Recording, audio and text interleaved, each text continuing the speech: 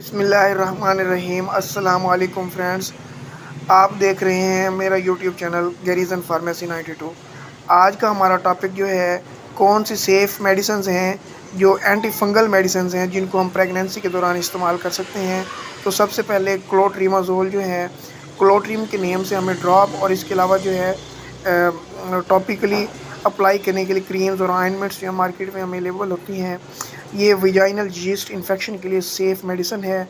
और इसके अलावा माइकोनाज़ोल जो है, माइकोनाज़ोल, माइकोना जीबी या इसके अलावा और भी ब्रांड्स में अवेलेबल होती है जो सेम विजाइनल यीस्ट इन्फेक्शन के लिए जो है इसको इस्तेमाल किया जा सकता है ड्यूरिंग प्रेगनेंसी के दौरान।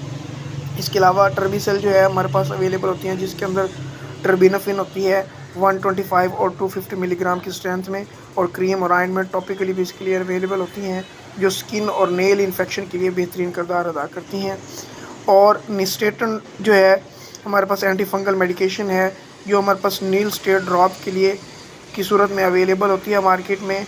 और हम इसको ओरल थ्रेशेस जो हैं ड्यूरिंग प्रेगनेंसी या मुंह के अंदर छाले बन जाएँ तो उसके लिए हम इसको इस्तेमाल कर सकते हैं।